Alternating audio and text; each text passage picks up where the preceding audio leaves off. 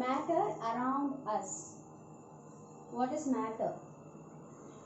Matter can be defined as anything which has definite mass and occupies space. Our surroundings is filled with all types of matter.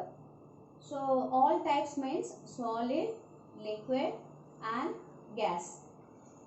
A glass tumbler can be seen. Agarbatti burning can be recognized by its smell, whereas wind blowing can be felt. So we can sense of these matters like a solid, liquid and gas. So what is the meaning of matter? Matter can be defined as anything which has definite mass and occupies space. So matter means it is different, a small particle like electron and all the solids, liquids and gases. So these are the matter. So what is the property of matter? It is occupies some space. It has some volume. It has some volume. It has occupies some space and it has a mass also. So matter can be defined as anything which has definite mass. It has some mass and occupies space because it has some volume. So volume means the space occupied by an object. So that the mass also has volume. So that's why the mass of the object or materials occupies some space. Matter exists, already know that, solid, liquid and gases. What is an element? All the matters are made up of an atom. So what is the atom? An atom is the smallest particle of an element which exhibits all the properties that element. When we take a glass of water, water has more water molecules. Each and every molecule exhibits the property of water molecules. So that is called the pure substances. So pure whatever the substances, the minute particles of the atom exhibits the own property of the substance. Atoms of the same element or different element combine to form a molecule. I mean, for example, if we take oxygen is one of the atom and one more oxygen. So oxygen and oxygen. So a single oxygen is called atom. So one more than one atom which is called a molecule. O is the atom, O2 is the molecule.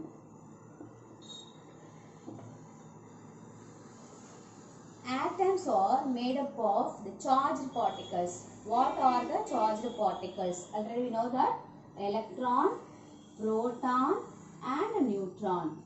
So atoms are made up of charged particles. So that charged particles also called ions.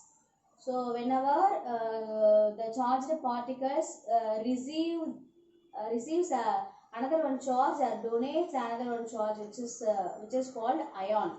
So charged particles will become ions whenever the charged particles will donate one ion or receive one ion which is called charged particle will become ion.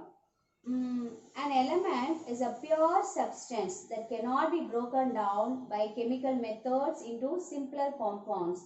For example, the element gold cannot be broken down into anything other than gold. For example, if we keep hitting gold with a hammer, the pieces would get smaller, but each piece will always be a gold. So each and every smallest atom of the gold will always be a gold properties. So elements consist of only one type of atoms. So if it is for water filled with the same type of water molecule. If you take gold, the gold is filled with only the gold atoms. If we take copper metal of the whole copper metal is filled with only copper atoms. An atom is a smallest particle of an element that still has the same properties of the element. So what is the atom? An atom is the smallest particle of an element. So that is the 2-mark question. What is atom?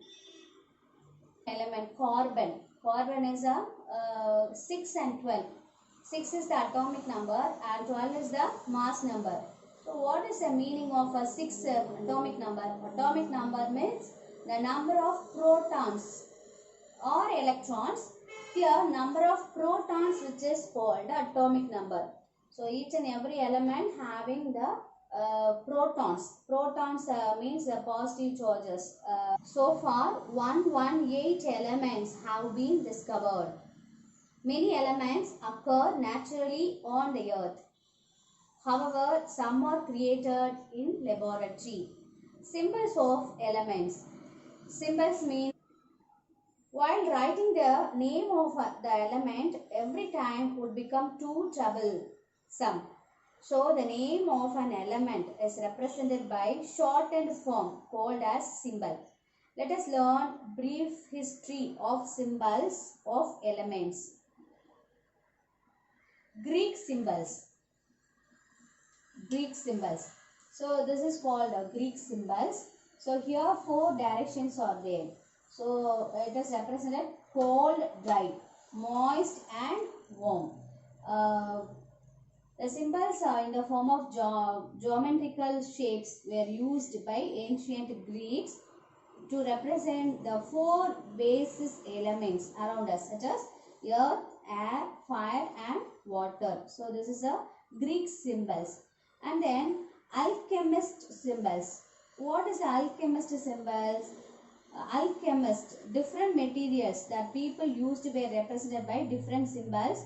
Why they tried to change less valuable metal into gold.